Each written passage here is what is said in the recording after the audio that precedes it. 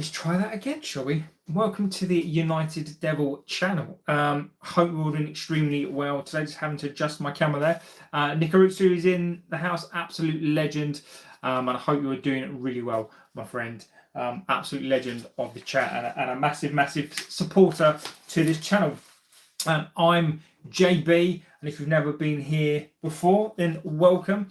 One of the things you should know about this channel straight away, it is pretty much built on respect. So get into the chat with this amazing community. We may not be the biggest, but we are the best. So feel free to get into the chat. The only thing that we do ask on here is that we don't mind the banter. We don't mind all that fantastic good stuff, but it's all based on respect. So respect yourselves. More importantly, respect the community, respect the moderators, and respect me. I'm not a dictator of this chat. What that basically means is that the reasons why these shows take so long is because I legitimately do read out your chats as much as I possibly can, purely out of respect. Sometimes if I come back on an opinion, doesn't mean I am disregarding your opinion or disrespecting that opinion. It's just sometimes we just talk through this stuff. We also have some amazing people from other fan communities who come on here as well, and they're absolutely amazing. So at all times, this channel is built on respect. So feel free to get in with your chats. Nikarutsu may not be the biggest, but a growing channel and respectable community. Don't stand for any nonsense and respect each other's opinions. Exactly, Nikarutsu. I couldn't have said it better myself, my friend. So get into the chat now. Tonight's show is slightly different to what we normally do. Tonight's show is basically your show. Now tonight I'm bringing in what I was asked to bring in. Tonight is basically a comparison. So we have compared midfielders in other shows, but this show is your show tonight. We can flip around. We can discuss the things that you want to talk about. Get into the chat. Let me know about the things you want to talk about, and we can discuss those. I'm going to do a comparison tonight.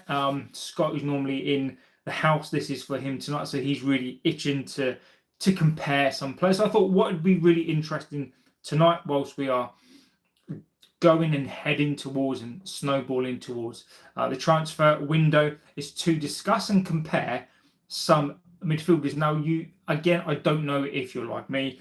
I always trust my eyes. Also, I think stats are really important. I've got some stats here.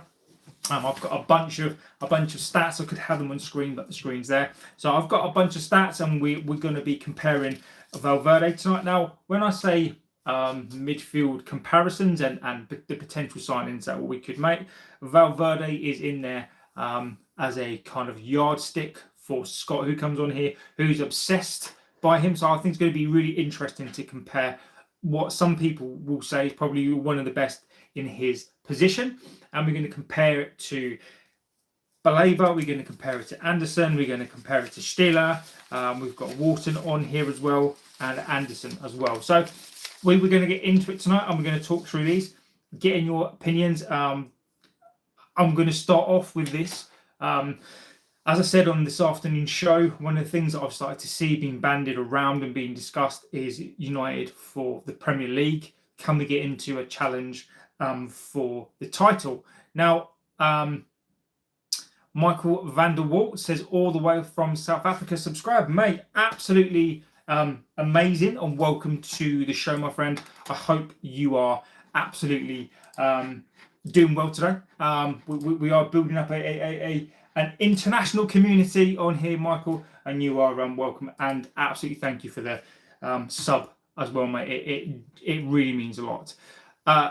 So Toto Valverde never wide bother uncle. Look, because what we do is we are a community-led channel, so it's more so about comparing what some of us on here think are some of the best midfield players. Now, Scott, who's a long-time subscriber on here, one of the mods, he loves him, right? So I thought it was only fair to bring this in and compare to what Scott thinks is one of the best midfielders in the world, which is fine, and compared to some of the targets that we are actually looking at and we have been discussing. So I think it's a good comparison tonight to start looking at different midfield options. Magic Cat says, good day to you. Hello, and good day to you. Michael van der Walt, awesome. Yes, you are my friend. So Before starting to get into this, let's get some of our questions out of the way. Some of the things that I've seen today. I did see, and I did have a little bit of a moan up this morning about Hussein said any opinion on Liverpool getting back in the title race. Hussein, again, we can. This is your show tonight, and we can start to talk about things like that as well. Obviously, this is not a Liverpool fan channel, so I'm not going to spend too much on it.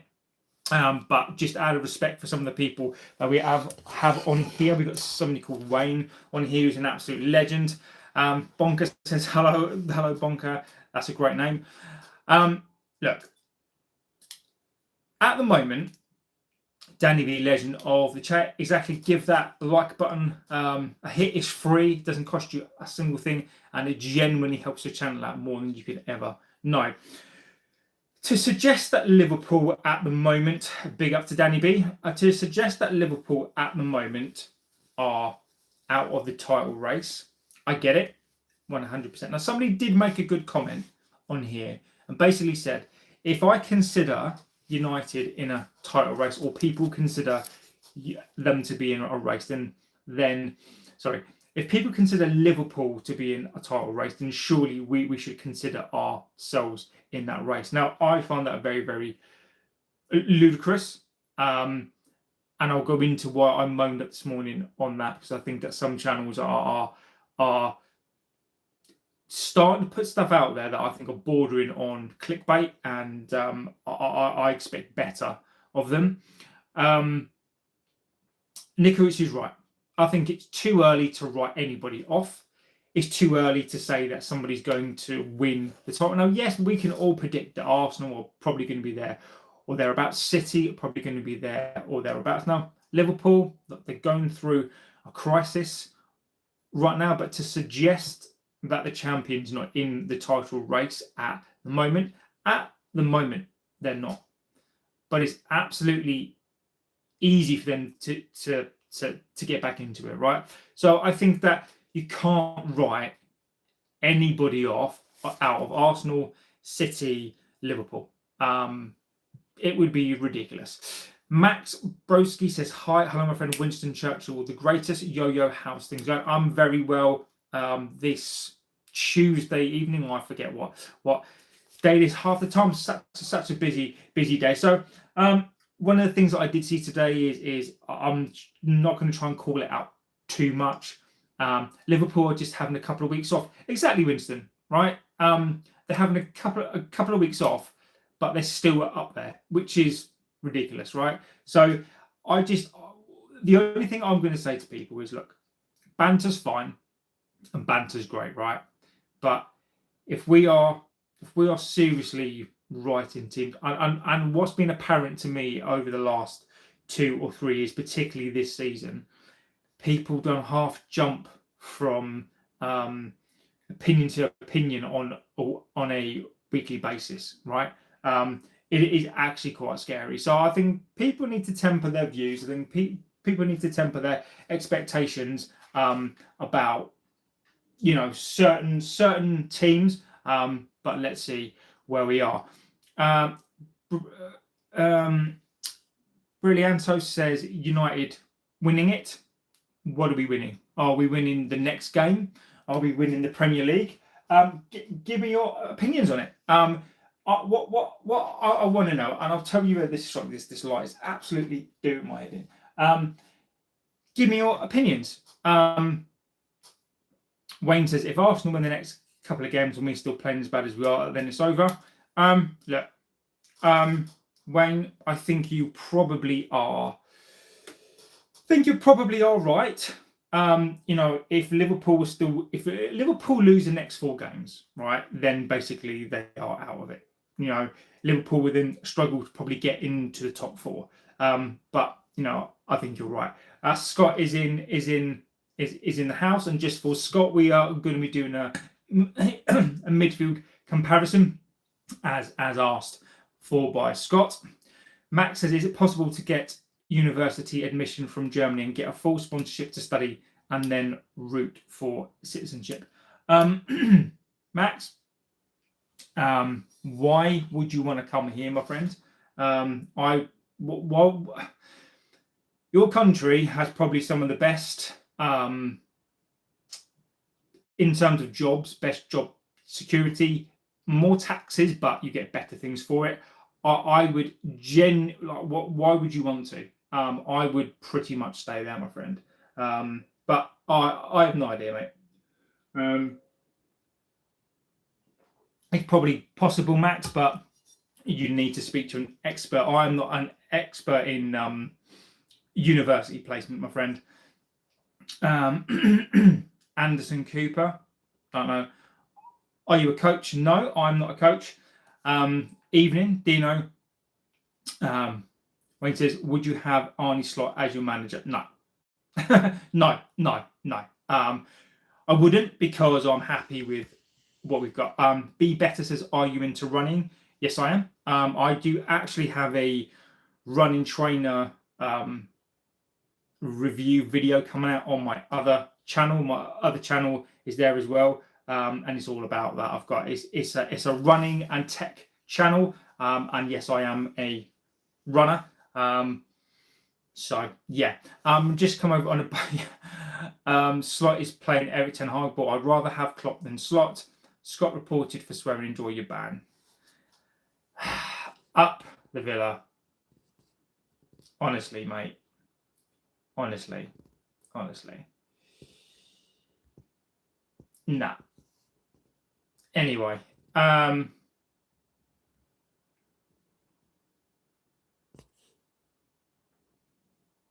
for God's sake.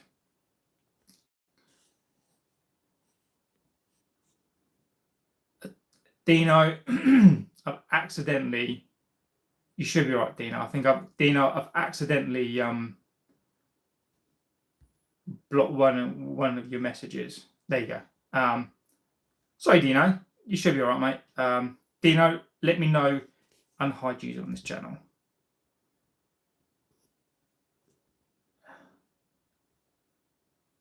I think I might have hidden Dino. No. Oh, for God's sake. Cool. Right, Dino, I'm back. Sorry, man. I was trying to block some idiot, Dino, and I've inadvertently blocked you. Woof. I think you're back, Dino. God. Honestly. It's not going well, is it? I'd rather have Greenwood than Rashford, says Stephen. Look, Stephen, I mean, for me, it's like horses for courses, right? If you're a fan of him, that's fine. I personally wouldn't. I like the talent. I just don't like everything that goes with it. Then you have answered the doubts I have. Would you like to watch your tree grow or your knee grow? Excellent. Very, very funny. No, when it comes to my knee, in terms of my knee, the knee that's attached to my leg, I'm not going to watch that knee grow anywhere, my friend. But nice try. And you get that. There you go. What do you think of that guy not cutting his hair until you win 5 games in a row? Do you think it shines a bad spotlight on the club? No. Harif, I don't. I think it is a look. The guy has basically got himself a career now, basically, on his hair, right? So I absolutely get it. Is it a bad? Is it a reflection on the club? You could argue that, yes, but I mean, it is sort of funny in some respects. It does make us look bad in some respects, but then again, you could probably argue how many teams this season have won 5 on the bounce. I think of Arsenal won 5 on the bounce. So, and if we're not taking in draws into that equation, then I don't know how many teams this season have won 5 on the bounce. So, He's donating his hair to the charity once he can get it cut. I don't know who's going to want that disgusting hair. When you're young, you never feel yourself growing. Exactly that. Exactly that. So, feel free to bring anything else into the show. If not, I'm going to go through this Valverde. I hope Scott is still here because I've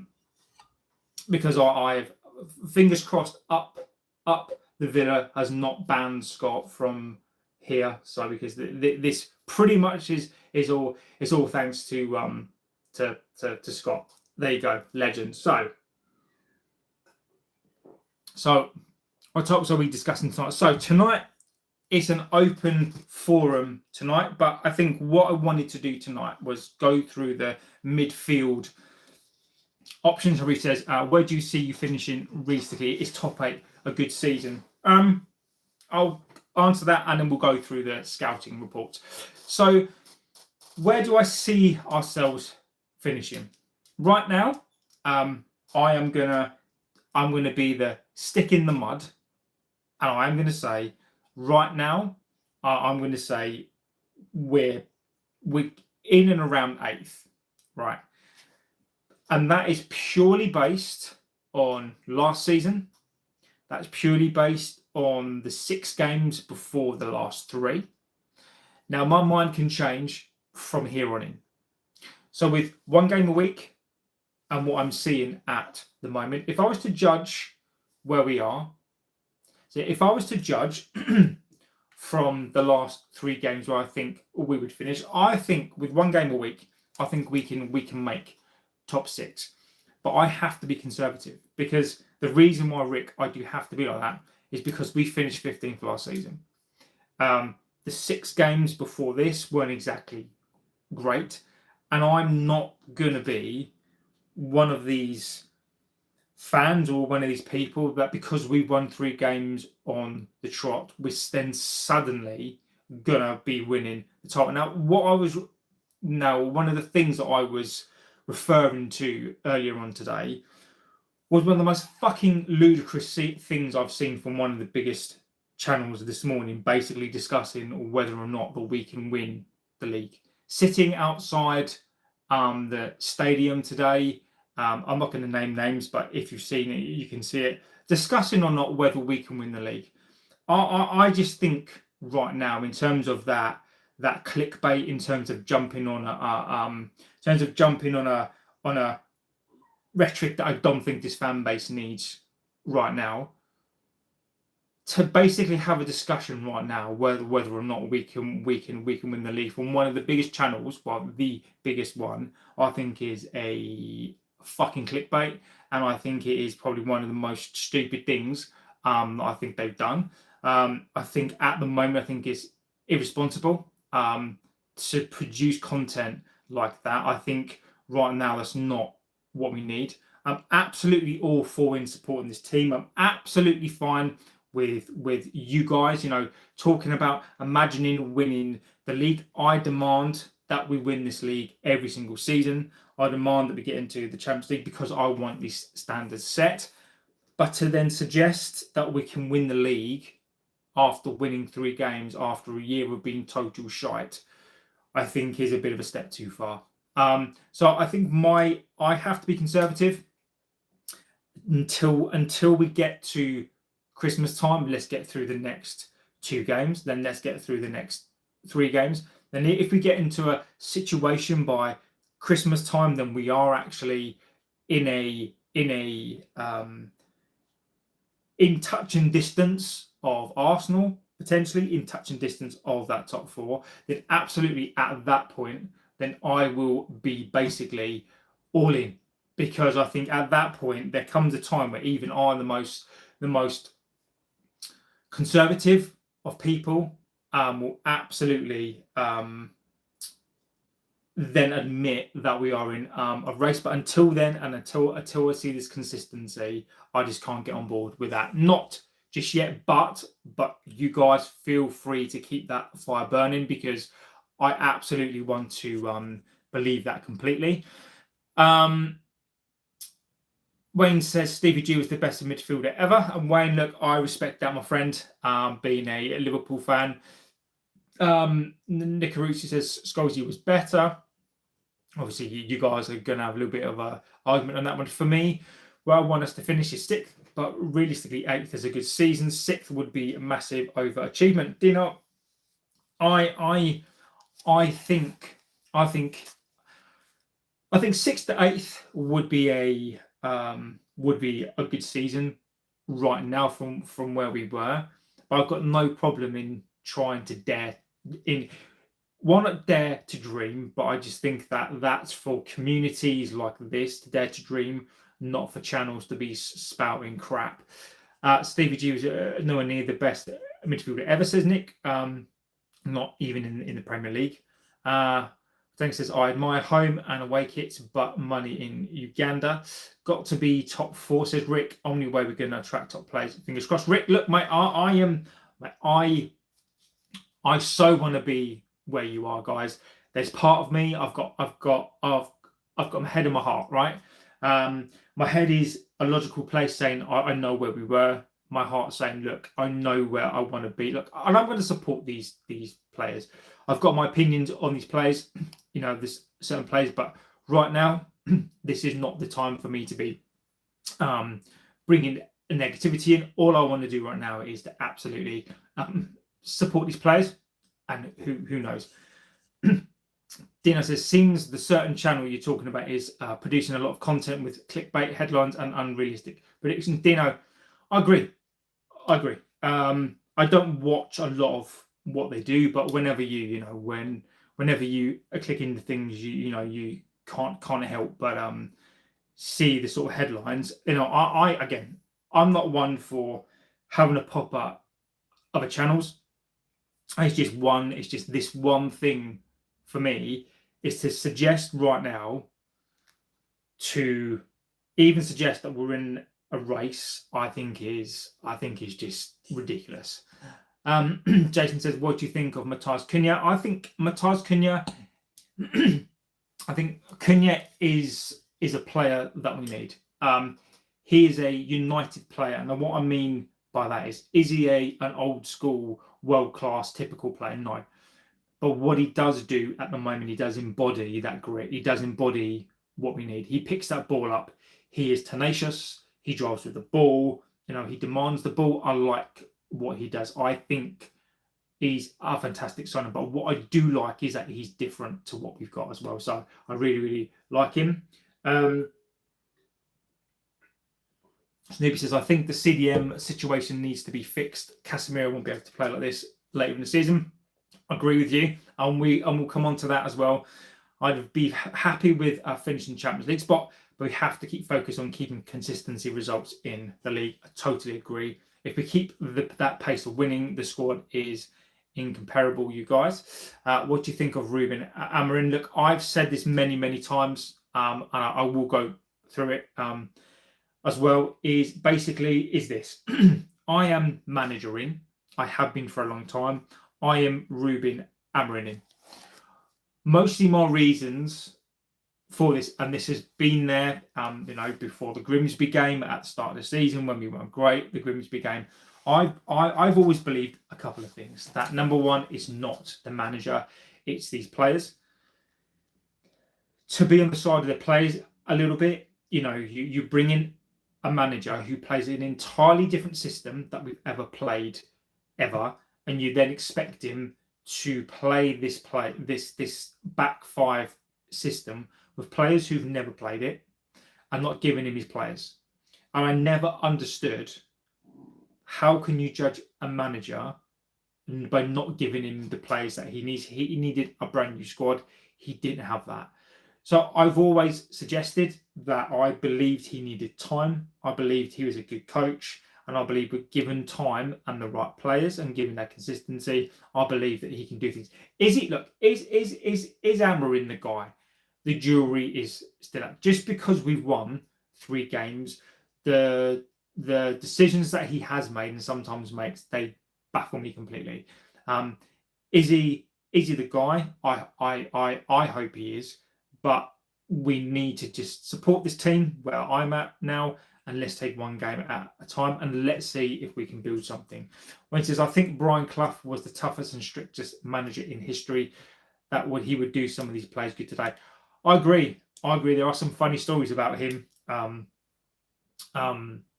Cloughy was just a different sort of manager. Sadly, I don't think they work now. I don't think these players now respond to these sorts of managers. Sadly, but I think you're right. I think people like Cloughy, even people like Pleat, Shankly, Paisley, all those sorts of guys, old school guys, I just don't think it works now. Got to get Shesko. Scoring players need to believe in him. I agree.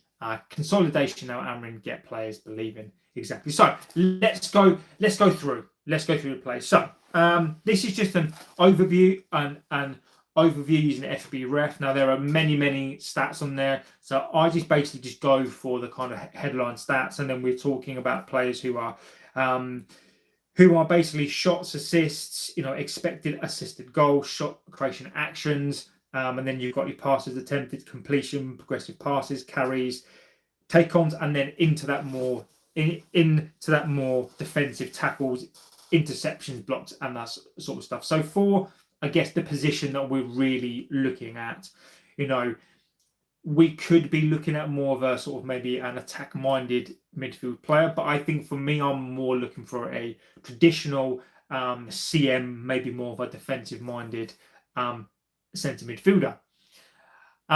Caleb says Dorgu is supposed to be physically strong but absolutely weak. What do you think about his performance? Caleb, I think you make a good point. Dorgu is a young guy. Hello. Shut up, you Mel. Oh, you're hard.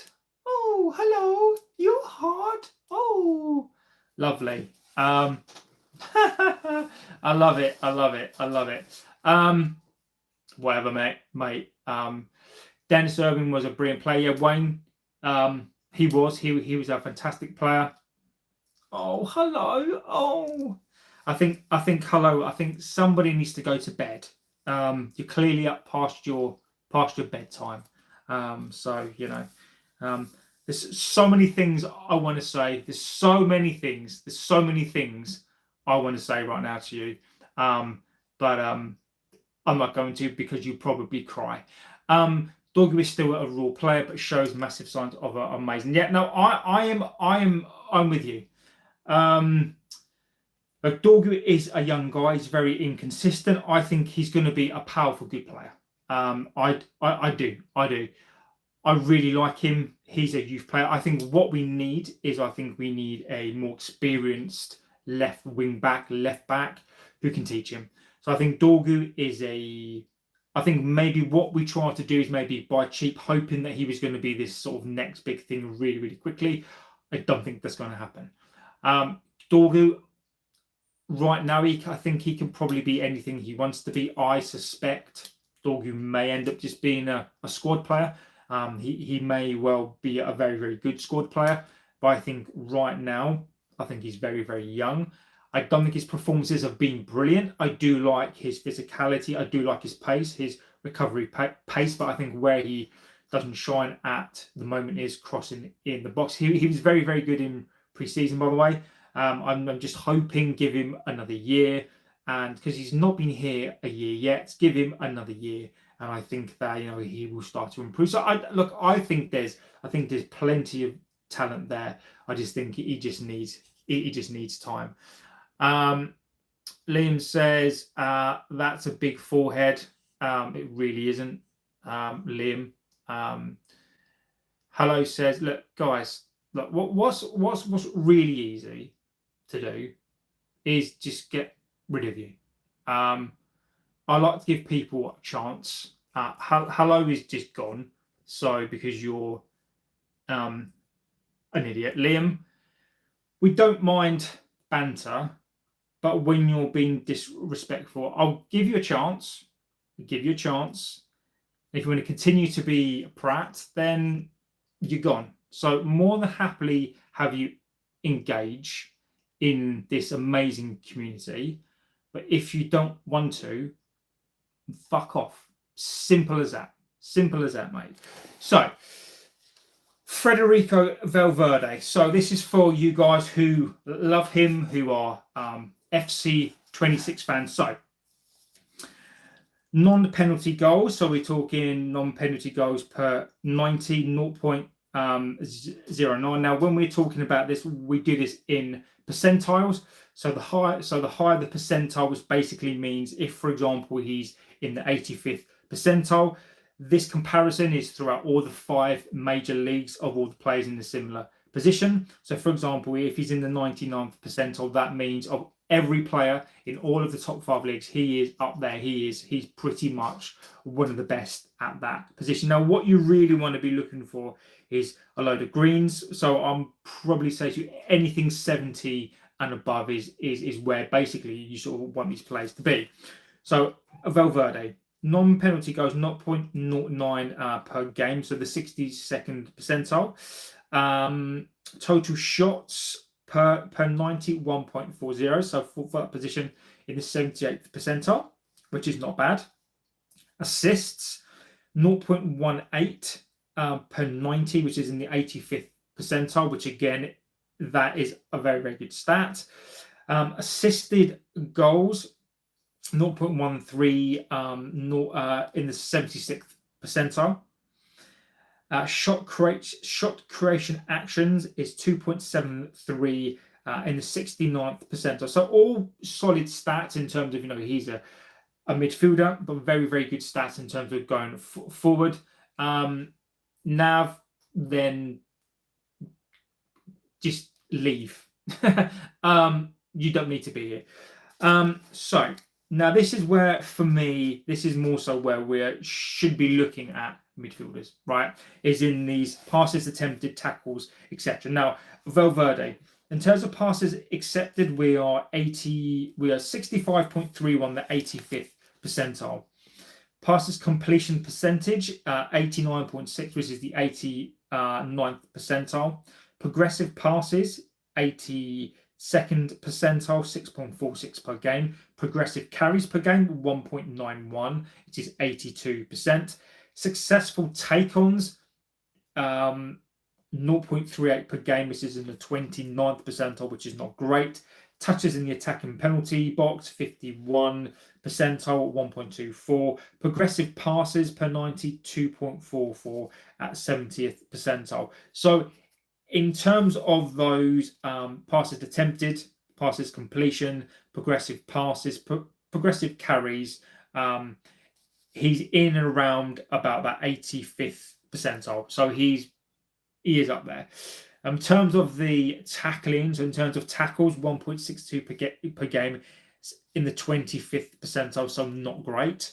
Interceptions, 1.38, so up there in the 80th percentile. Blocks, 1 per game, which is a 36th percentile. Clearances, 2.0 per game, which is in the 76th percentile. Aerials, 0.89 in the 55th percentile. So Neil says, good host, very articulate. Thank you, my friend. So what we're talking about here is he is one of the best. I've seen better stats, by the way, Scott. So he's very, very good at passes attempted, pass completion, passes forward, carrying the ball forward. What lets him down more than anything else is take-ons, tackles, and blocks. So Valverde is pretty much that ball-carrying midfielder, not a defensive midfielder by any stretch. Wayne says, where do you get this info from? This is from called FB Ref. Really, really good site. And again, you can go and get your stats from all over the shop, but I use this one. It's really, really good. It's got loads and loads and loads of stats on there, but these are sort of headline stats versus a midfield players. So Valverde, for me, I'm gonna say this, and I will give you sort of my overall percentages wise. So basically, Valverde, his attributes really are for carrying that ball, getting the ball forward. He's not really a tackler. Interception wise, he's very, very good.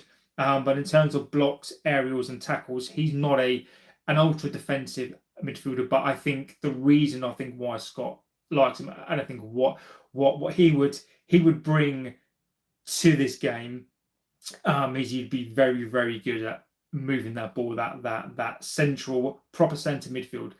Harry Saint says, "What's Valverde's pace like, and is he strong enough? You have a good IQ." Thanks, mate. There are no pace stats. We're not, so for this comparison, we're not looking at pace stats. We're just basically looking at, in terms of a midfield player, we are basically focusing on that, on that progressive carries, on the tackles. Now, physicality, can you get a lot from physicality wise in terms of the tackling stats? Yes, but we're not going to go into those pace stats simply because I just don't have those pace stats. But Valverde, for me, I don't share Scott's enthusiasm, and I don't share people's enthusiasm in regards to him. He's 27 years old. I think he would cost a lot of money for me. I really, really like Valverde. I really, really do. I just think, for me, I just think he would be a very, very expensive option at 27 years old. Nicholas says Valverde is a brilliant player. However, his price tag is a bit much. As of June, he is valuing at 130 euros. So, and again, I think for me, looking at these stats, good stats, right? So by comparison, I'm going to keep Valverde there, and I'm going to keep referring back to him when I'm going to look at these next players. So Angelo Stiller again. So Angelo Stiller, when we're looking at, again, we'll go through the kind of attacking phase of the midfield player, and then we'll look at the kind of more midfield stats again, and then we'll look at the more defensive side on there. So Angelo Stiller, non-penalty goals 0.08, 59th percentile, non-penalty XG 0.07, 55 percentile, so that's exactly the same as Valverde. Shots wise, Valverde is better, 78 percentile, 1.4 per game, 0.7 for Stiller. Assists for Valverde was 0.18, 0.30 for Stiller, which is the 98th percentile. Valverde's 85. XAG, expected assisted goals, 0.23 for Stiller. It puts him in the 97th percentile, so one of the best for that. Valverde 76. Shot creation. So shot creation for Valverde was 2.73 in the 69th percentile. Shot creation actions 4.26, so nearly twice the amount, 95 percentile. So really, Stiller for me just edges it in terms of, but then we've got to think about, one's playing in the Spanish league, one is playing in the Bundesliga as well, so we do need to factor these in. But at the moment, it would appear that I think that they're very, very close in terms of those sorts of attacking areas. I think that in some of the aspects, I think Stiller is better, but I think they're very, very close. Now, this is where it gets interesting. So passes attempted, 65, 85th percentile for Valverde, 85.5, 97 percentile. So those are the passes attempted. Completion wise, Valverde completes 89%, which is in the 89th percentile. Stiller is 86.4, which is in the 66th percentile, so slightly down there. Progressive passes, 6.46 for Valverde, 9.69 for Stiller, 98th percentile, 82nd percentile for Valverde. Progressive carries, 1.91 for Valverde, 1.44 for Stiller, 65, 82nd percentile. And then we get into successful take-on. So Steelers slightly better there. Well, in fact, Stiller is much better there. 0.38 for Valverde, 29th percentile, so not great. Successful take-ons for Stiller is 0.73, 65th percentile. Touches again, Valverde 51 percentile, Stiller 69th percentile, and progressive passes recorded 2.44 for Valverde, and 2.17. So again, very, very similar. Very, very, very similar stats. I'll just get through the defensive stuff again. And then we can talk again a little bit about the comparison. So again, tackles wise, Angelo Stiller is even worse. Angelo Stiller's defensive actions and defensive tackles are Valverde. At least Valverde intercepts and can clear. So Angelo Stiller tackles 18th percentile, interception 43rd percentile, blocks 38th percentile, clearances 50th percentile, aerials 40th percentile. So all in the red. So Valverde is definitely better in terms of the defensive actions as well. So when we're actually looking at Stiller and we're looking at Valverde, now I would probably give the edge to Valverde on this one for a number of reasons. But I think that when you're then looking at, is Valverde, as you said, is probably about 130 million. Stiller's going to be around 60. Is Valverde twice the player that Stiller is? But and again, that's a question. Is Valverde twice the money worth of Stiller? I don't think so. But that's that one. Then we go back through these chats, guys. Valverde is a brilliant player, but his price tag is 130. Will Rashford ever play for you? Us again, Harif? No. No. Rashford will never say never, but no, Rashford will not play for this club again. I don't think Rashford wants to play for this club. I don't think there's any desire from him or us. So I think that Rashford conversation is done. Iniesta was a great Spanish player. I agree. Valverde is world class, but I don't think he would come. Stiller for me is a no-brainer. Dino, I agree with you. Very well said about these players playing in different leagues. Arsenal number one, Benja. Edmund says, I'd like us to get a proven player. Edmonds Johnson says, hello, hi Chile. Valverde clears all of them, but is not attainable. Anderson's too expensive. Wharton at 60 is good value. Stiller is similar value. Rashford won't be welcome as long as Amorim is in charge. Exactly that. So I think number one, I think Valverde for me, I think in terms of overall stats, I think does beat Stiller.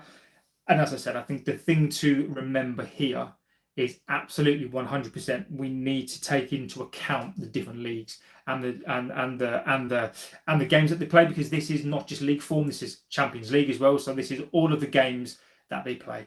So I think when you factor that in, Valverde is pretty good. I think we're going to sell mainly either this window or summer. That would be a shame, and another failure in the development. I don't disagree with you, Tulip. Wayne says go for Harry Kane. I think Harry Kane would be an interesting one. There are many reasons why I wouldn't sign him. I think whilst we've got Shesko, I think there's a case to be had, and I think there's a case to discuss on Harry Kane. But I think we need to have that conversation if we get into Champions League. Just normal person says, how are you doing, sir? I'm doing very, very well. Wharton 21 and Premier League proven, still at 24 and unproven, so I take Wharton. Happy with either though. Striker is not a priority, I agree. If Harry Kane was to come back to the Premier League, I think he'd go back to Spurs. I don't disagree. So the next one I'm going to compare is my choice and my favourite. Now again, I think what's fair to say is we've got to I think I've forgotten to print Adam Wharton out. No, I haven't. Okay, cool. Right, now I get that as well. Yeah, so Valverde against let's do Adam Wharton first. So Again, to bear this in mind, Adam Wharton is a Premier League proven player. Now, it completely goes, or completely, it goes by what you think about the league. I just think that our league is the best league in the world. And if you're competitive here, then I think you can be competitive anywhere else. Chip Play says we need 2 CMs and a wing back. I agree completely. Hugo Larsson from Frankfurt was a real potential. I think he would free up Bruno. Interesting one, Dino. So Adam Wharton. Now let's go for Adam Wharton's stats. And I'm going to say from the outset. Now I know loads of you love him. I have watched Wharton a little bit. I think Adam Wharton is I think he's quite a niche player. You may ridicule me for that. I think he's predominantly a ball carrying, get into the other half, feed the number 10s, feed the strikers. I think he's a very, very niche player. He's one that I think would be good, and I think he's one who would get better over time. He is a young player. And it depends on the money. And we can discuss that as well. Mayo Red says, United will need to replace Casemiro, bringing Ugarte next summer, as I think they will all leave. Interesting opinion. So, Valverde. Let's go for this again. So, again, we're talking about attacking. So, attacking midfielder stats. Then we're going to go into the more kind of midfield stats. And then we are going to then go into the more defensive actions. So, I'm going to give you an overall Valverde score in each, and then you can tell me at Wharton. So, non-penalty goals for Valverde, 62nd percentile, 0.09. Non-penalty goals, 0.0. 12th percentile for Wharton. Non-penalty XG, 0.07 for Valverde, 0.03 for Wharton, the 11th percentile. Shots total, 0.61 for Wharton, which is in the 23rd percentile, 1.4 for Valverde, which is in the 70th percentile. Assists, 0.18 for Valverde, 0.14 for Wharton. Valverde is in the 85th percentile, and Adam Wharton is in the 73rd. Now, this is where Wharton does sort of. This is where Adam Wharton does come into his own a bit. So, expected assisted goals. Now, Valverde is 0.13 at 76th percentile. Adam Wharton is 0.31 in the 99th percentile for that attribute. Shot created chances, 3.8 per game in the 91st percentile. And Valverde is 2.73 in the 69th percentile. Yes. So Wharton's stats are negatively skewed by playing with Palace. They never have the ball and play counter-attack, so his pass completion and volume are low. And Tulip, this is exactly my point about stats. Is I'm going to give you the stats, and this is why for me I don't mind stats giving an indication of the player, and I think you're right. I do think you're right. So as you say, when it comes to passes attempted, pass completion, progressive passes, well, his progressive passes are 5.7 per game, which is about 71 percentile, and Valverde's is about 82 percentile. Now, his passes attempted, his pass completion, progressive carries, successful take on, touches, progressive passes, they fall off an absolute cliff. So passes attempted for 43.17. Passes attempted by Valverde is 65.31, 87th percentile. Wharton is on the 34th percentile. A pass completion rate of 74.4%, which is the 6th percentile. Progressive carries, 5.57 a game, 71st percentile. Progressive carries, 1.15 per game, which is in the 50th percentile. Successful take-ons, 0.48 in the 40th percentile. Touches in the attacking penalty box, 0.54, the 18th percentile. Progressive passes recorded, 0.81, which is in the 13th percentile. So we are talking, in that passes, completion, progressive carries, he's probably in and around about 40 odd percent. Which, if you're looking at those stats, are not great compared to the overall, probably around about 85% for Valverde. Tackling wise, doesn't get much better. 1.83 tackles per game. His interceptions are good in the 66th percentile. Blocks non-existent, 14th percentile. Clearances 1.56, 55th percentile, and aerials 0.27 in the 9th percentile. So where, according to these, and I do agree that Wharton as well is a little bit of a gem. He is a young guy, but what concerns me about Wharton at the moment is I do think he is quite niche, and I do think that if you're asking me if I'm going to pick between Wharton and Stiller, I think for me Stiller wins. But as we say, it's very, very difficult using stats, because you can use stats to manipulate whatever you want to. It also doesn't take into account, as Tulip Play says there, of who he plays for. However, I would have assumed that as a midfield player, his tackles, blocks, clearances, that sort of stuff would be slightly better. But for me, again, I think Adam Wharton is definitely in that conversation. I'm still of the opinion, but I think Stiller for me is definitely the one. And again, Valverde absolutely wins that all day long. Anderson, so let's go through Anderson and look at those stats as well. Let's have a little look.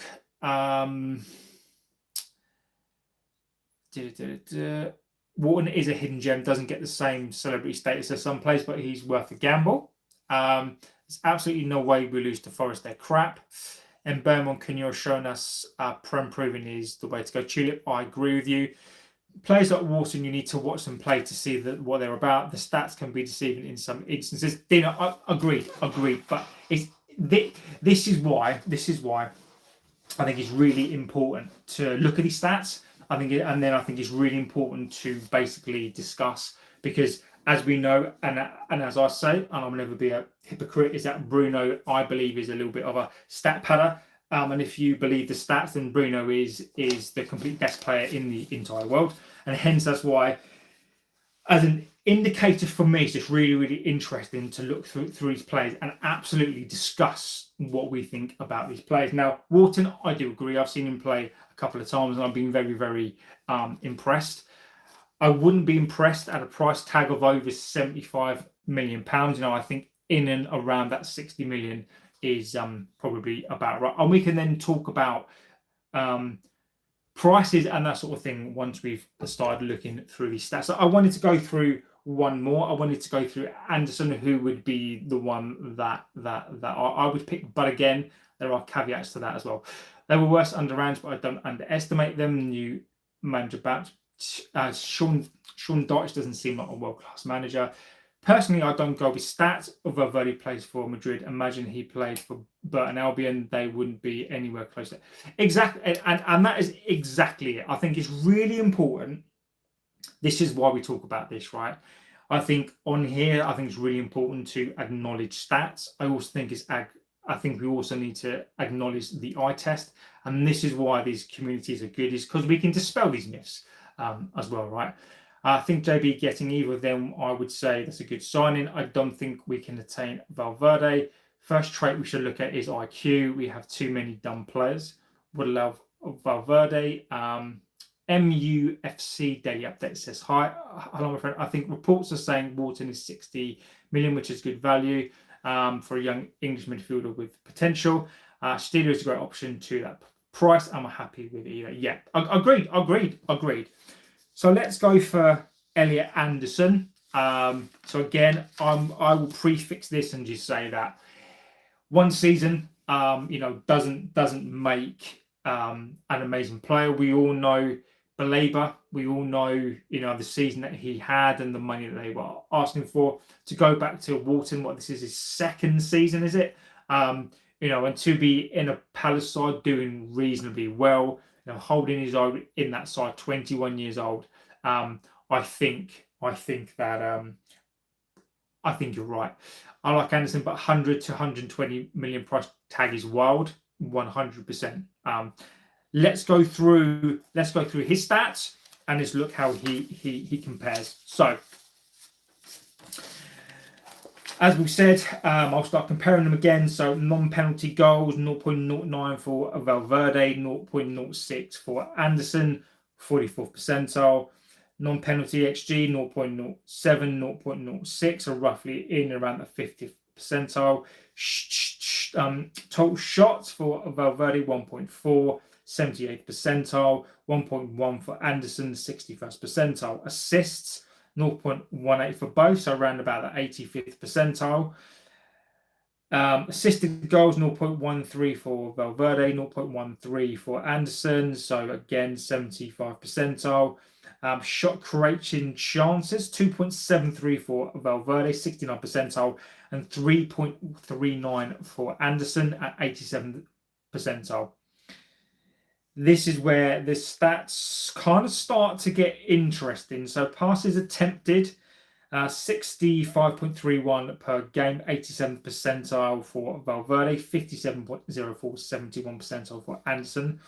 Pass completion, and this is where this gets interesting, 96.6% for Valverde, 89th percentile, 81% for Anderson in the 31st percentile. Now this is where he starts to pick up his stats.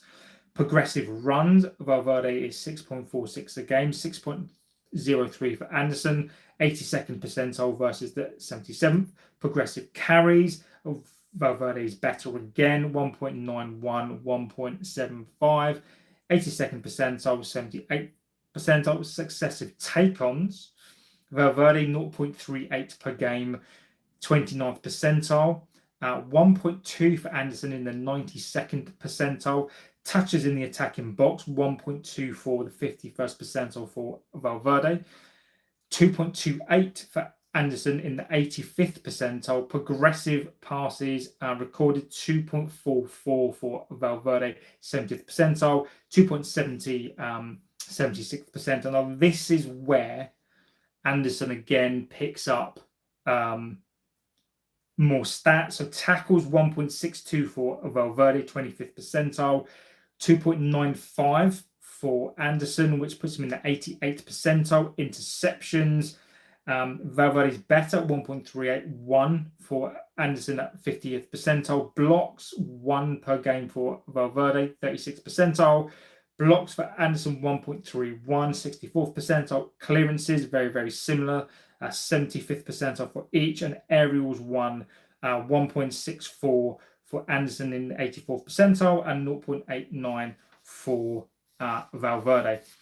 Very, very, very similar players. I think if you're looking at the stats, I think Valverde and Anderson are on paper. I think are very similar players. I think Anderson is a slightly better defensive-minded midfielder. However,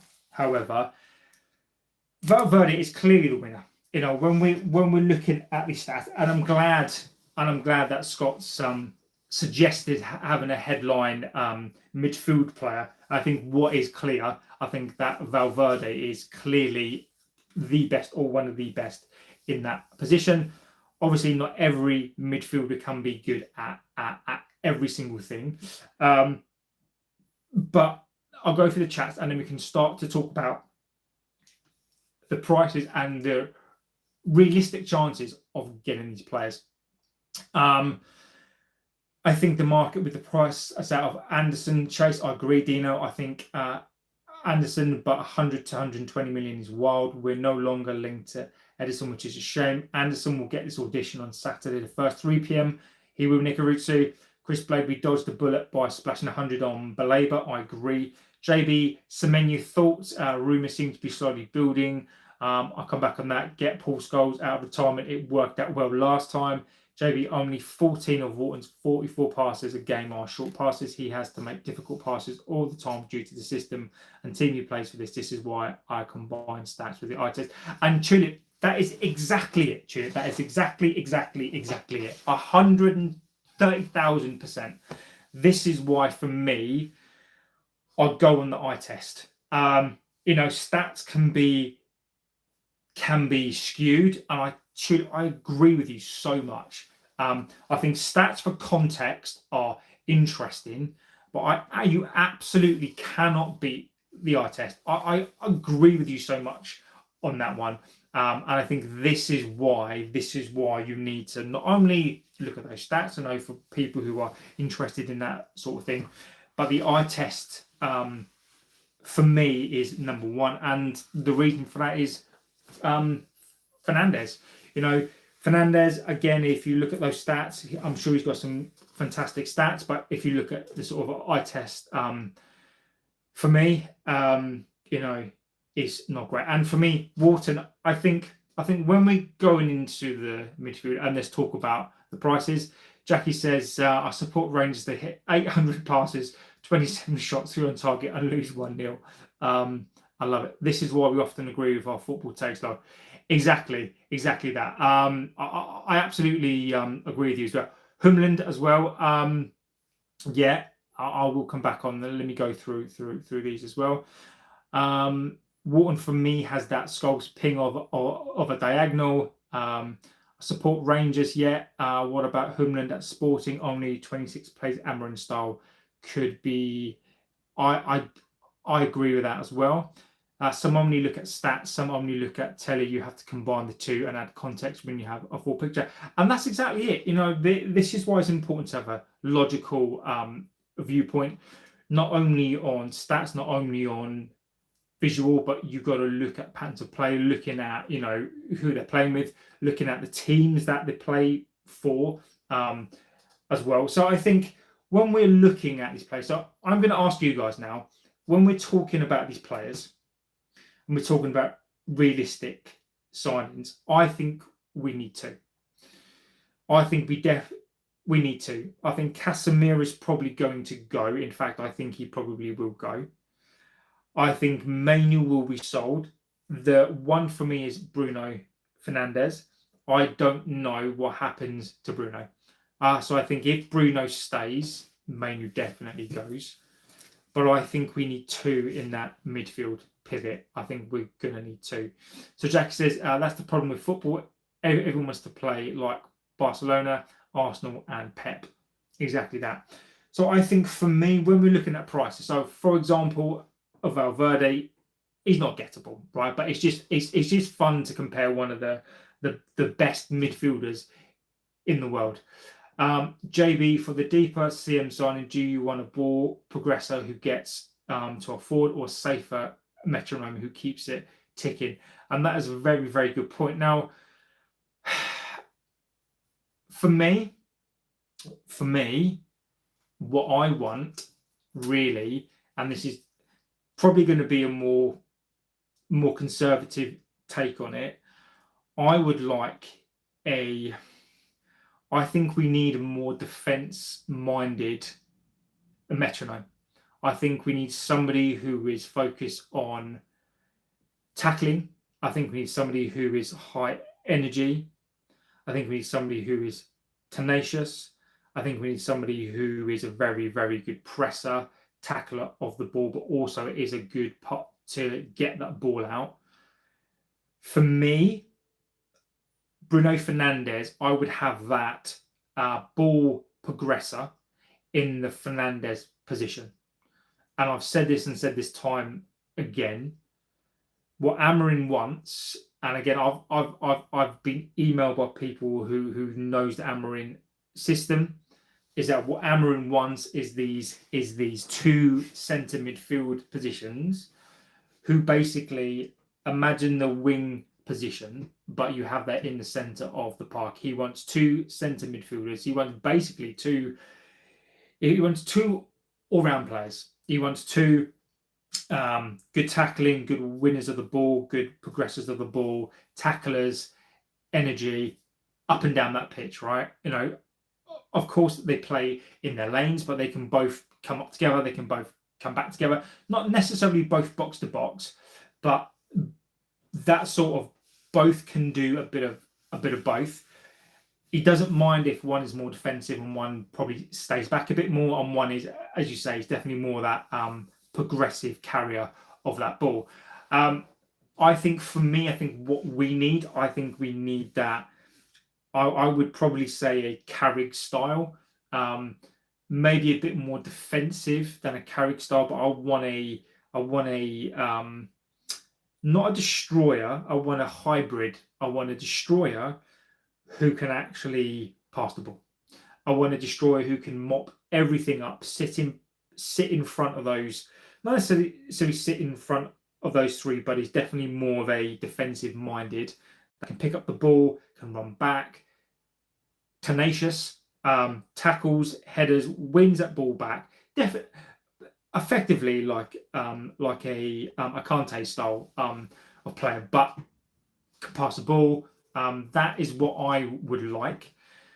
And then I'd like another Wharton or Steeler as well to replace the Fernandes position. And that pretty much for me is sort of where I'm at on that position. So Jackie says, let's go back up again. Dino says Steeler for me can do both of those things. Who's the French CM? Too many or something? I like that. Plays for Madrid. Quality player, left-footed. He wants out of the club. I mean, if too many wants out of the club, I'd be all over that. I like him a lot. I really, really do. Nick Caruso says Angelo Steeler for me 100% in terms of price tag skill because Valverde is out of reach. He is. Love from Dubai. Love back at you, my friend. If Steeler was a little quicker, he'd be perfect. But even with his pace, I'd still love him at United. Agree with you as well. I agree. Steeler isn't the quickest, but his attributes compensate. What's the difference between a deep line midfielder and a deep line playmaker? Well, you've got to think about. You got to think about one is more of a defensive minder, one is more of a destroyer whose job it is to basically mop up, stop attacks pretty much, kind of try to break up that play, and then get the team going forward with the ball. A deep line playmaker is somebody who probably sits back, somebody like a what you call him, a Biscuits type, who's a very, very good tackler of the ball, who sits more of that defensive midfield position, but can bring the ball out. Will pass off to Xavi, and get the game going from that position as well. So I think for what we need in that midfield pivot, I think we need more of a destroyer, athletic type of play to get up and down. Why UK is a rich country? We're not, Waleed. We're not rich, my friend. Howard says, I've missed the analysis you have done on the players, but if you haven't got strength and pace, you won't be coming. I think we do need that. I think we definitely need pace. I think we need pace to a degree. I think what we need is, we need engines. I think we need tenacity. I think we need engines in this team as well. Amorim looks for certain attributes: passing, pace, power, and discipline. Agree with you. Why? I'm not getting into that. Waleed, he wants a Roy Keane, not a Tony Cruz. I think you're right. Kylian, best striker along with Haaland. Harry Kane, best player of the season. Do you agree? Traveller Max says Shesko is quality. I think Haaland is the best striker, closely followed by Kane. Mbappe is more of a. Mbappe is more of a sort of.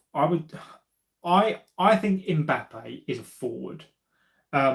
I think Mbappe is completely different kettle of fish to Haaland. I think he can do more. Haaland is just a beast. Haaland is just a. I think Haaland is a specialist player, right? Exactly, Dino. Agreed. I think Mbappe, I think he's slightly overrated sometimes, but I do think that he can do some stuff that other players can't. How I say is you make some good points and you're not annoying someone. You're not an annoying so and so. Keep up the streams. Thank you, Harold. Mate, as probably one of the best comments that I could get, my friend. Kane is ahead if we're talking performances this year. I don't disagree. I think Kane is I don't know if Kane's peaking. Kane comes deep, and some of the passes that he makes is ridiculous. I think Mbappe, I've seen him a couple of times. I mean, all the times I've seen him, he looks so. He's got so much pace, but sometimes he just looks off it at times. I think Kane is very, very consistent. I think that Haaland is really consistent. But again, with Haaland, if you stop Haaland doing particular things, I think it's more difficult to stop Kane and Kylian Mbappe, because I think Mbappe can probably do slightly more and is a different position. And I think, as Dino says, I think it is a hybrid of a winger and a striker. This weekend, Kane was dominant. If you could drop or swap one player in RM's right midfield starting in 11, who would it be and why? I wouldn't. We don't play a right midfield player. So I wouldn't drop anybody in the right because we just don't play that position. Who would I play right now?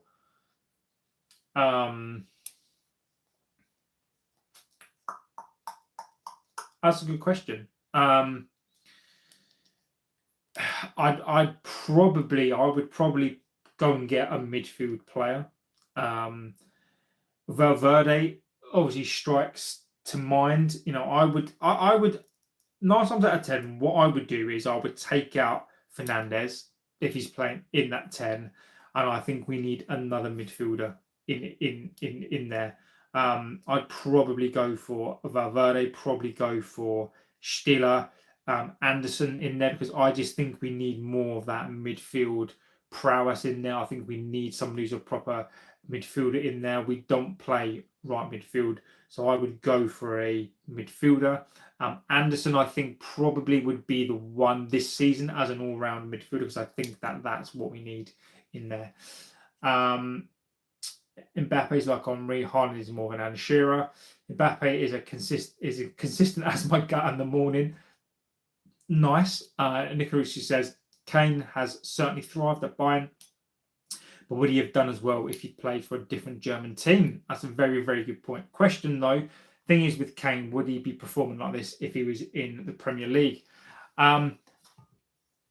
You've got to factor in age, haven't you, now as well? So I think do I think Kane could do what he does at Bayern in the Premier League week in, week out? I don't know. I don't think he could. I think he'd have to turn into a Haaland. I think he'd have to stay in and around the penalty box, because I don't think he could continually drop short and making those runs into the box. But he looks after himself. Should Barca stop the high line? Our players just need a proper support from the training team for fitness. Asking me questions about a team that I don't know, mate. I don't really follow them. I don't really know that much about them this season. I can't tell you because I don't know. Xerxes isn't resourceful. I would like Amorim to try Xerxes in that position. Bruno is occupying at the moment. He'd spray random passes and give up possession. Bellingham and Pedri, who would you choose? Because Pedri has a lot of hype and talent, and Bellingham doesn't get his flowers. Pedri for me. Bellingham, I think he's very, very arrogant. He's obviously a good player.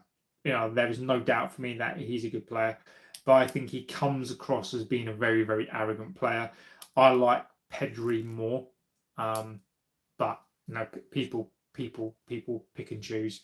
And again, I don't really follow Spanish football this season, so I couldn't really tell you. When it says, what do you think of Yamal? Yamal is a very, very, very, very talented player. There is absolutely no doubt in my mind that Yamal is a very, very talented player. My worry for Yamal is hype. I hope he gets his head down and I hope that he continues to learn the game. My worry for him is that his head will be turned. There is no doubt, that Yamal is a talented player. You can't do that at that age, in that team, on that stage. And I'm talking about international stage as well. He's a very, very talented kid. Do I think he's Messi? No, because I don't think anybody is Messi. Do I think he could get to the level of Messi? With hard work and getting his head down, I don't think he'll ever be Messi. Messi is a one of a kind. Maradona. Maradona was a one of a kind. Was Zidane at his level? I don't think he was. Was R9 at his level? R9 could have been at Maradona's level, except for injuries. R9 was an amazing player, a completely different player. But I think that people like Messi are just gifts. I mean, R9 was a gift. The things that guy could do with no knees was amazing. But there are players like Messi and Maradona who you just can't, who are just different sorts of players. So I agree with Wayne. I think Yamal, if he gets his head down, could be one of the greats, but I don't think he'll ever reach the heights of Lionel Messi. Look, can't believe this comment is coming from an English person for Bellingham. I'm not English, mate. I'm not English, so I'm Welsh, so But again, that doesn't mean that I don't support England. Doesn't mean that I don't like the player. Just because a player comes from your country, I will not blindly support somebody that I don't necessarily agree with some of the things that they do. When Bruno's having an off night, he does the same things you just listed, so it couldn't be terrible to try him once, in my opinion, of course. Would Yamal come to the Prem in the future, and where would he fit? Dino Hughes? No. I don't think he will. I don't think he will. Messi never came to the Premier League. I don't think it's necessary for him to. I don't think he will. I just don't think he will. I think it's more glamorous and in some respects easy to stay in the Spanish league. And I'm not having a dig. I'm not trying to bring down the Spanish league. It's easier. It's imagine you're playing in a league. It's easier than the Premier League. It's a different sort of football. You're playing in Spain. It's warmer. It's hotter. You're playing for clubs that are around the world, irrespective of what league you're playing in. Those clubs out there, the Madrid, etc., are the biggest clubs around the world. So he doesn't really need. So he doesn't need to. I don't think Yamal needs to come to the Premier League. I don't think Yamal needs to prove it. He's going to get into the Spanish squad. I think if the Spanish coach said to him, "Look, unless you're playing in the Premier League, then you're not going to get into the Spanish squad," then I think at that point he might. But there's just no point. Messi never played in Premier League. He wasn't a lesser player. Nobody thought he was a lesser player. You know, I just don't see it. I'd love him to come into the league. You know, you look at Neymar. Neymar never come to the Premier League either. So I just think that his career is gonna be guided in a particular way. I think if you don't need to come to the Premier League, I just don't think you will. So I think his people around him are going to protect him from the Premier League. I just don't think Yamal would suit the Premier League. Yamal would not fit.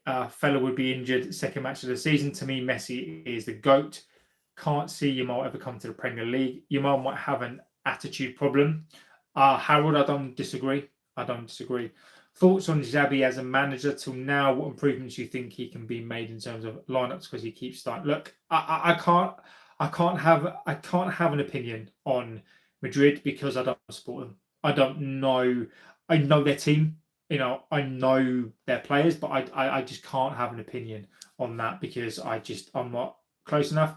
I think Xavi is a really, really good manager. I think Xavi is the new breed of coach. I think Xavi is up there with the new breed of coaches up there. I think one day he'll manage Liverpool. I do, but I think he's a good coach. I do.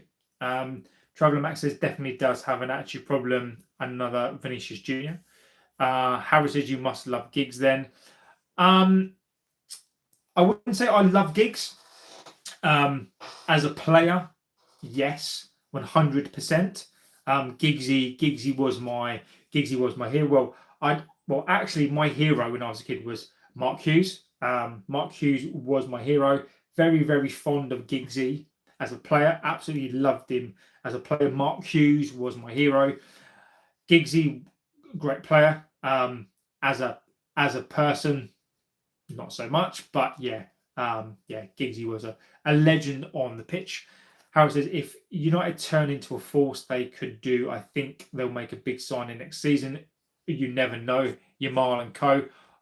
For the amount of money that he cost, absolutely not for me. Yamal to the Premier League, no club would be able to afford him. Which league is more dominant? I mean, where teams score more goals, just 2-1, 3-1 scorelines. I want to start watching a new league, which is more domination in football. The Premier League, mate. The Premier League.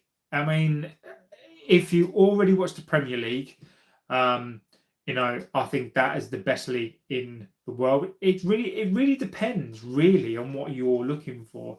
I think the Brazilian league is an interesting league. Serie A is very, very defensive minded, very, very up and down. I'd stay away from the Portuguese league. The Bundesliga is all right, but again, I think you're talking probably Spanish league, Serie A. The Brazilian league is good. I'd give that a watch. City would throw all money at Yamal. Yeah. Neymar and Yamal are the same injury prone. Score prediction for Forest on the weekend. Okay, cool. So as we are going towards the weekend again and Tuesday, and we can talk about this. I think we win. I'm going to go for a win. I think we do win. I think we go for another hard-fought win. I think we go 2-0. Again, I'm going to believe in this side. I'm going to believe that we've turned a corner. I'm going to believe that we're going to progress and we are going to get 4 wins. I'm going to be positive in this game, and I'm going to say that we're going to win 2-0. I think it's going to be a hard-fought win, but I think we are going to win. Giggsy, great player. What a bell end. I love it. Football has lost its essence because there are no more rivalries anymore, and everyone is following tactics instead of talking passion and pride into the ground. You clearly don't watch Premier League football, mate. Because I can assure you now, with the comments that we get on here, there are rivalries on here that are still alive. but I don't know what rivalries you are talking about. I mean, there are rivalries we had in this country during the 70s and 80s, early 90s that were absolutely horrific. I don't think, and again, that's your opinion, and I respect the opinion. I think people follow players more than tactics. I think people now follow players. Do I think passion is coming out of football? No, I don't think it ever will. But I do think that I do take the point on pride, and I do take the point on football has changed. I think football has changed when the extortionate amounts of money come into football, and I do think football fans now, more so younger fans, follow players as opposed to clubs. Giggsy had the best left foot in the United squad. Giggsy was amazing. 5-2. Enjoy the night, fella. Thank you. Andrew says, do you think United will win the league this year? Oh, Andrew, my friend, legend. Don't be one of them, mate. Mate, I mean, I'm not even getting into that conversation.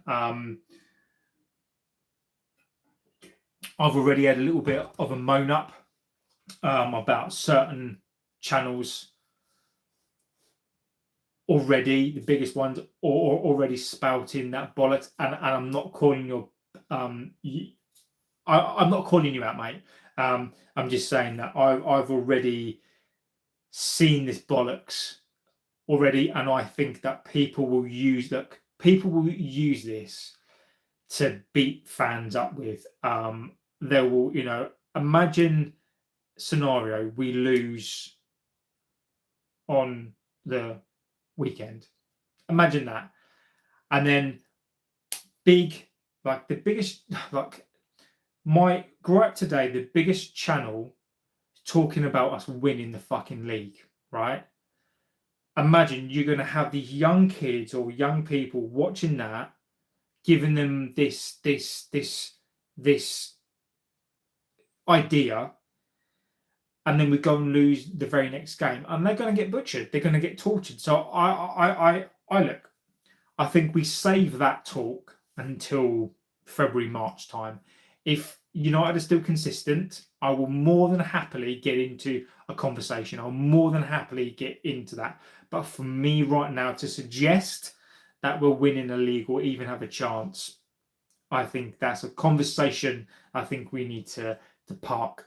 Blaze Hunter says up the United. Alan Eddie says my grandma died. Now, if that is true, very, very sorry to hear that, my friend.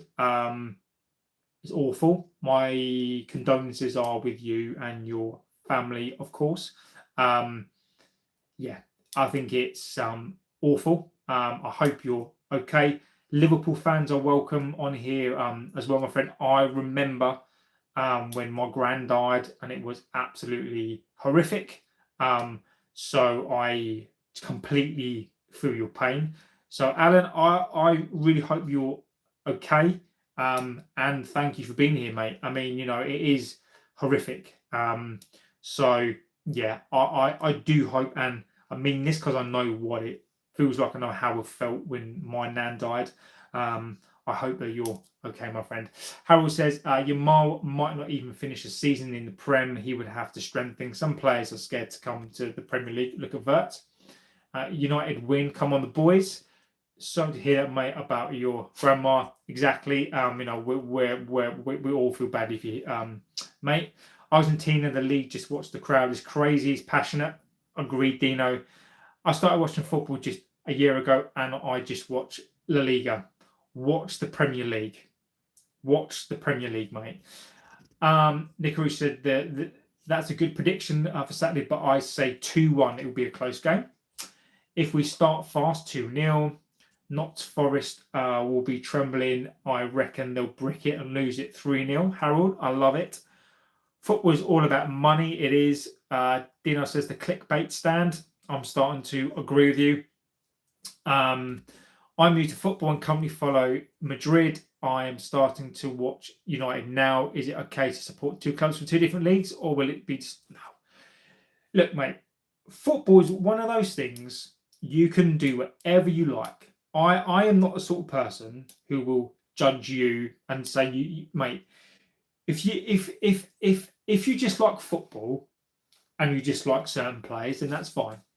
Mate, there are no laws. There are no laws and there are no rules. If you want to support two teams, happy days. There is no law. I just go there for the reactions. So animated. If you do win the Premier League, it will come in as underdogs, which will reflect on it better. Can you read my name without butchering it? Tajuddin Khan. I think that's your name. Hopefully that's right. Could be worse. Could support Sheffield Wednesday. Oh, I mean, jeez Louise. I mean, that was. I mean, that is horrific, you know. And again, you know, with things like that, I feel really, really sorry for fans. You know, it's always the fans that get kicked in the teeth, right? You know, they are in an absolute state. You know, you are right. You know, Wednesday, I remember them in the Premier League. I remember Paul Warhurst and United tried to sign him. If you could take one player from La Liga and give one player from the Premier League, please share and why so. I would probably take, I know Scott would take Valverde. I know he would. I would probably give, I'll be honest, you got my name perfect first time you've seen it, so massive respect to you, JB. Remain follower since. Thanks, mate. And that is as unlike me to get names right. So thank you, my friend, and you are a legend. So you know, I respect your opinions, my friend. So you know, sometimes I get names right. Most of the times I get them wrong. But I'm only human. I'm only human.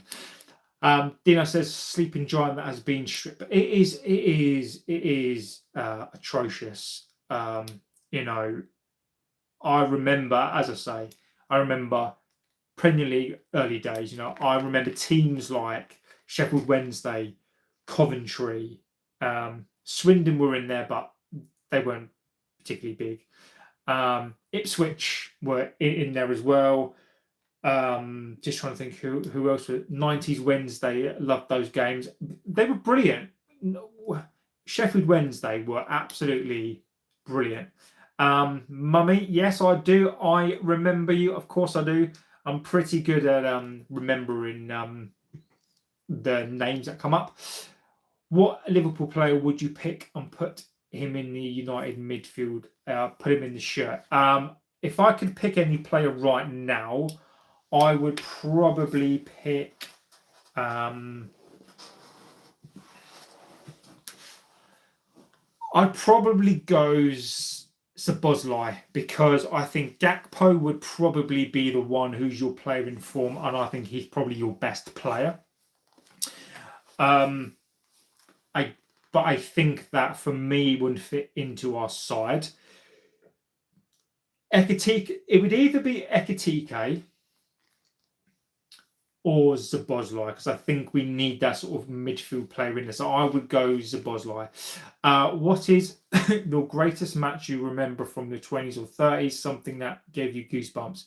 I'm going to go back. I think that the 99 final for me when I was 16 was probably one of the best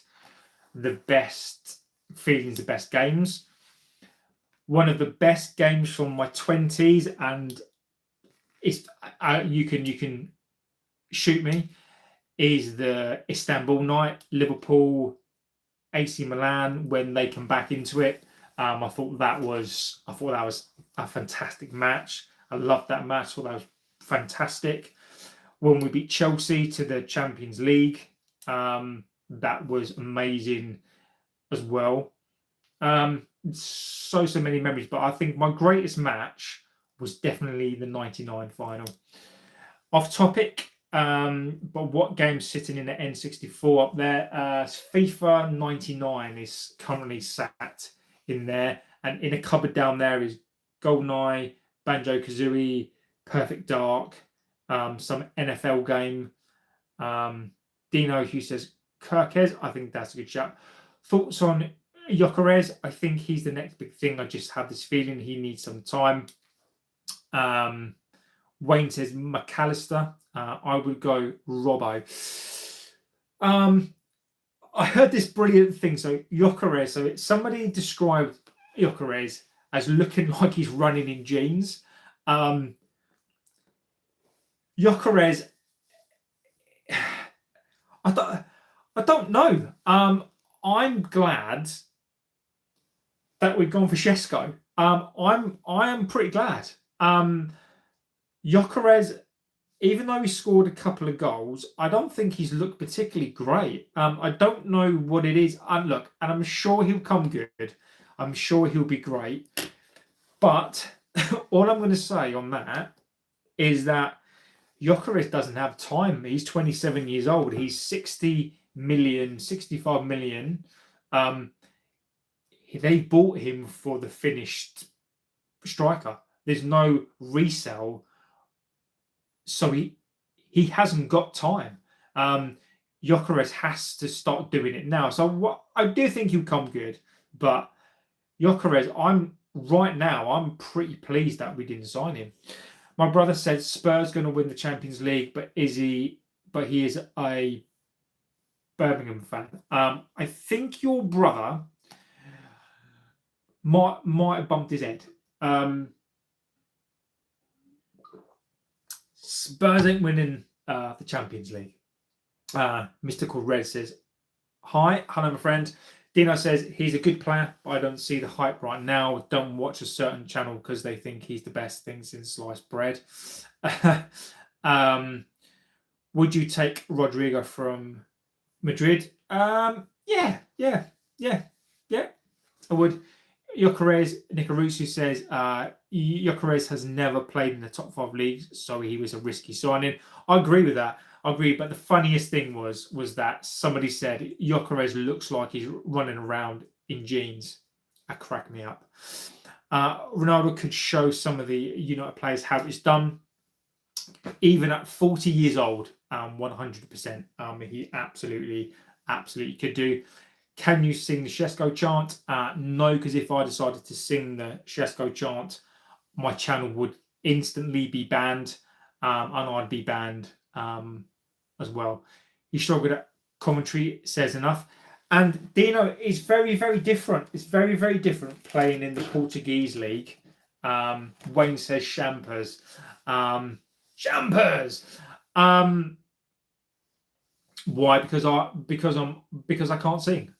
Because if I tried to even blast out any sort of tune, I think I'd be arrested for crimes against humanity. So yeah, I'm not going to do that.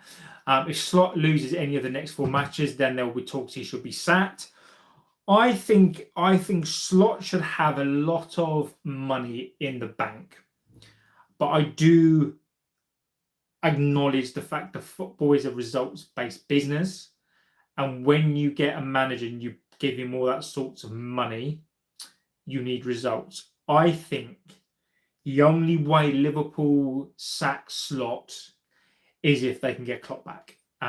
Big question, JB. Oh, Dino, don't you think about it? Dino says, big question. What are your thoughts on Luke Shaw? Oh my God. I'm going to answer it though.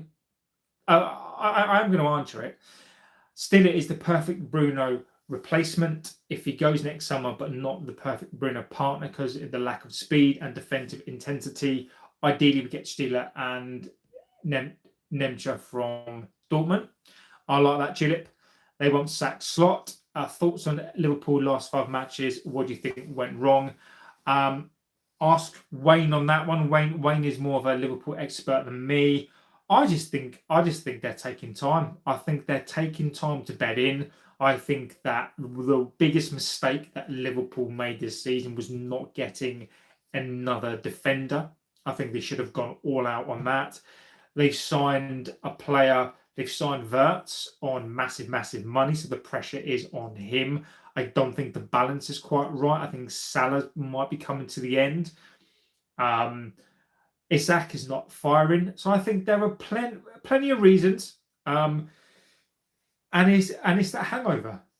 You won a league and it doesn't give you the automatic right to go and win another league. So I just think that Slot put them in such a good position. Klopp put them in such a good position. They didn't really need to think about it. And I think I don't think they've spent great. I think they've got good players, but when you buy half a team, it's going to take you a while to settle into the squad. So I think the eye is on them this season. So I think the pressure's on a bit, and maybe Slot is not up to the standard. You get both for the price of Anderson. Nerve being triggered? No. Nick Arusa said you had to poke the bear. I'm going to answer it. Bruno. He came sporting like Cristiano. He goes left. He goes right. He makes defenders look like shite. JB, look how well-rounded he is. I will look at that. Liverpool has a problem like MSN, no weakness. Felix Nemcha, I know who he is, and I will actually. I might bring him into the show. Actually, do you think we will get Champions League football this season? I do hope so. I do hope so. Bought many players and paid over the top. Now, before I go, what do I think of Luke Shaw? Right now, I'm going to be. Look, whilst I think that Luke Shaw is a big bag of shit, and I'm just going to say that now, I also have to accept that Luke Shaw is here for the season, and there's no point in me battering a player that I know is not going to be here for the long term. And also, when Martinez returns, I'd rather take a half-fit, one-legged Martinez than Luke Shaw. So what I am hoping for is that Luke Shaw is going to be edged out. Now, look, we won the last 3 games. Luke Shaw has been part of that. Luke Shaw actually had a fairly decent game the last game. And whilst we're winning, I'm going to support Luke Shaw. I don't want to. In game, I will call it out, as I always do. Why did they buy Shaw? Because he was 18 years old and he was the next big thing. And don't get me wrong, Luke Shaw at one point was fantastic. He got injured; it wasn't his fault. But the biggest thing for me that pisses me off about Luke Shaw more than anything else is he can't be bothered to play for 2 years. He gets himself fit for England, goes like hardly plays, comes back injured again, and now because it's a World Cup year, comes back. I just don't have time for him. I think Tulip is right. Shaw is overpaid, made of glass, and I think he's doing a job. I think he's the best of a bad bunch. And play. I don't understand. I'll respect people's opinion, but Luke Shaw gets skinned at least 3 times a game. The second goal, I think it was, he basically was latching onto a player's tit because he was so slow. And I don't know why. The goal stood. I think it was because we played more passes. But Luke Shaw could have even cost us a goal because he's so fucking slow. So I'm trying to deal with Luke Shaw right now in my brain. He's part of this team, and whilst we're winning, I can put up with it. But during the game, I will absolutely go in on him because I can't. He is, mate. He will grab onto anything because he's so slow. He's got no pace. He's got 0 pace. He's very, very good when he's very, very close. But other than that, Luke Shaw is dog shit. So yeah, I'm gonna support him. I'm gonna support this team. He's been good. Like when he was 18 years old, and there was a time where Luke Shaw, I would probably say, is one of the best left-sided centre-backs in this league. But for a player to be out for fucking 2 years and then keep in this side, I just find it infuriates the crap out of me when he's so slow. But I'm gonna put that to the side. I'm gonna put that to the side because he's part of this team and we have to support him. We've got to support his 200 grand a week, to not play. But don't even get me started on Mason Mount. No, he's fine.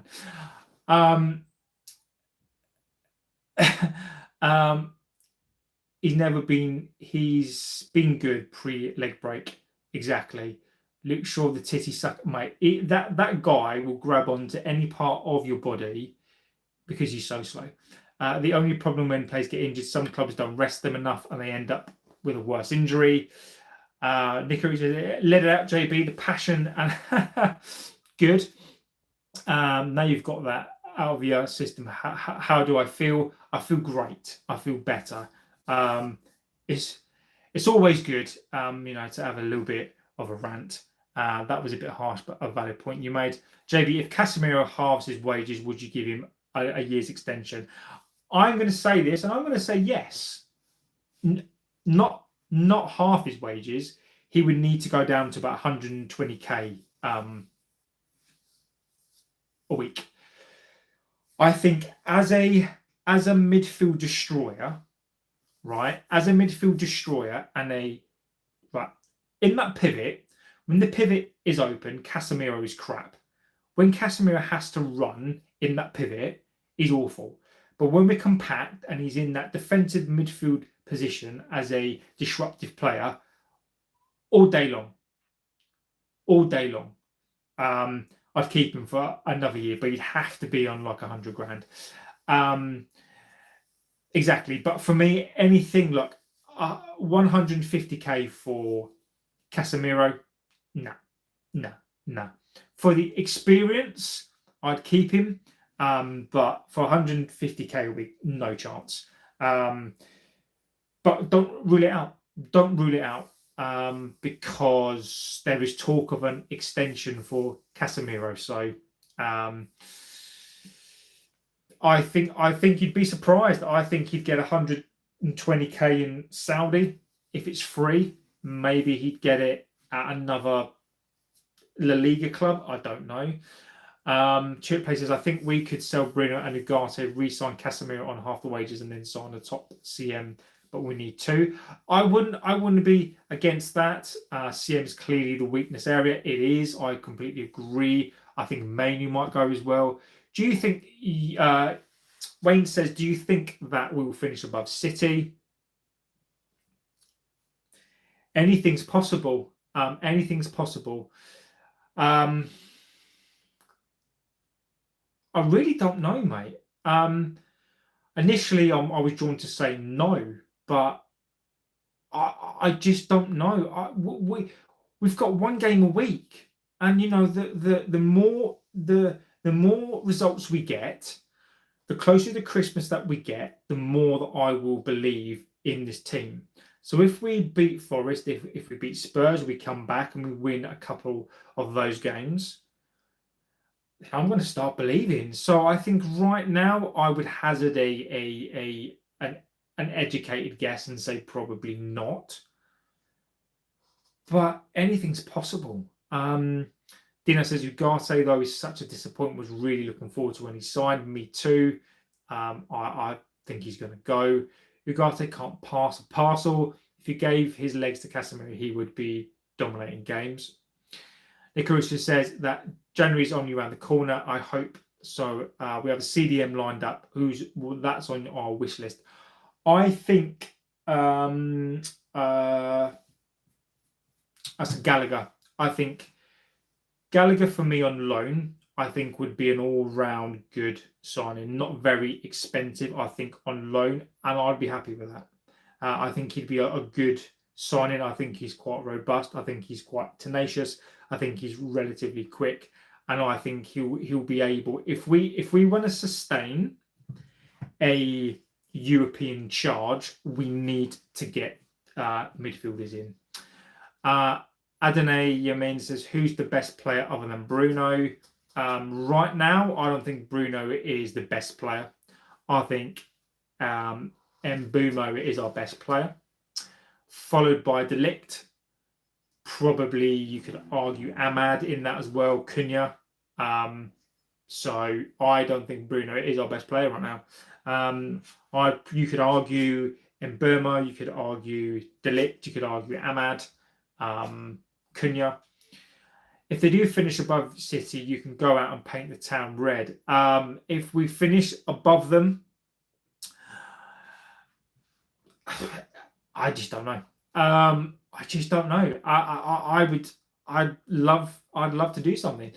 If Gallagher, that fella, that's Atletico Madrid, who's in the Chelsea but gone loaned out all the time, yes, it is, yes. He seems to be unfashionable.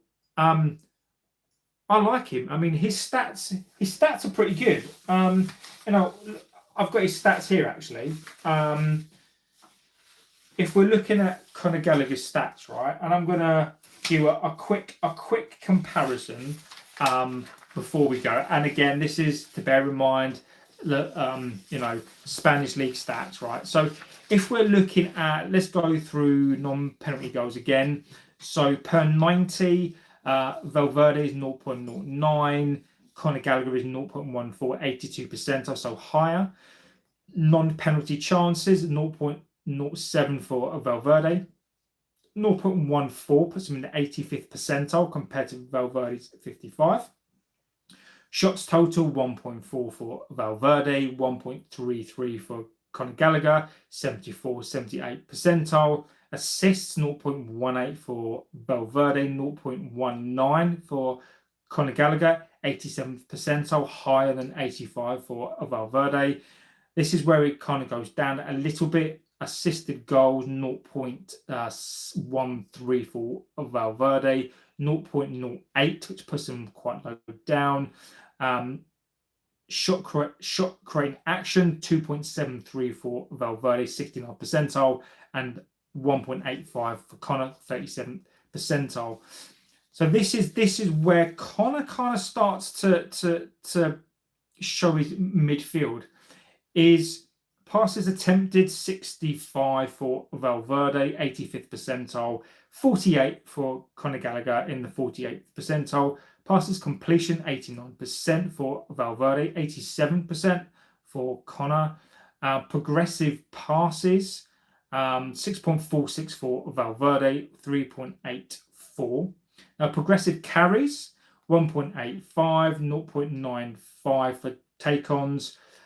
Touches in the attacking half, 2.65, and progressive passes, 3.74. So progressive carries, take-ons, touches, and progressive passes are all better than Valverde's. Valverde's are 82, 29, 51, and 70. Conor's are 80, 80, 90, and 85. Tackles-wise, so when we're talking about tackling, Valverde's 1.62 per game, the 25th percentile. Conor is 2.32, which is the 64th percentile. Interceptions, 1.38, 1.75, which puts Conor up in the 97th percentile. Blocks-wise, clearances are about the same as well. So what you are going to get is you're not getting, obviously, a player of that quality, but he's very, very useful. I think he's very, very, very, very useful. So for me, I think that as a loan deal, I think it will be perfect. I think the quick fix is Conor. I agree, Dino. If they do finish above City, is Gallagher? Yeah, he is. You want Gallagher at United? Do I want him? No. But is it? If he's an option for midfield bodies who's actually a decent player, then I would go for him. It would be a loan deal. It wouldn't be an outright buy. So I think as a loan deal, I'd be absolutely all over it. How concerned are you with Ahmad and Mbumo leaving for the AFCON, John Fire? It's always a concern, right? It's always a major concern. But people are going on about Mainu and Xerxes. So Xerxes and Manu will get their chances. Now, the only one really that worries me is Ahmad on that side of the pitch. If Mazraoui is back, then Mazraoui can play there as well. I am worried, but I'm not, because we're going to see what this team's about. We've got Xerxes there. We've got Manu there. We've got Ugarte there. So we do have players. So I am worried, but we should have players to cover it. No one but the board love a loan. Exactly. Nick Carucci sounds like a decent player, especially if you can get him on loan until the money's freed up in the summer. Exactly that. So, guys, I am going to go. Great show again tonight. I love these sorts of shows where we just talk about players and talk about stuff. We go through the stats and we just basically talk about players that we like. Yeah, guys, thank you for being here as always. Legends.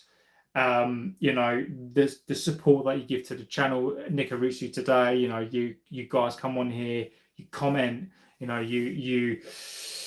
you guys just make this channel what it is. You make this channel the best. As I'll always say, we're not the biggest, but we are the best, and you guys make it that way. So I can only thank you so much for being here, supporting the channel, supporting us, supporting each other, commenting, and this show is absolutely nothing without you guys. So thank you, Dino, legend of this chat as well, guys. Just all round legend. So have a good rest of your evening, morning, afternoon, wherever you are in the world. Thank you to each and every one of you for participating in this chat. You do make the channel what it is. And I will be back tomorrow at some point. And see what breaks. And I will come back on tomorrow. So guys, stay safe. Thank you for being here. And of course, I will see you on the next one. Take care and good night.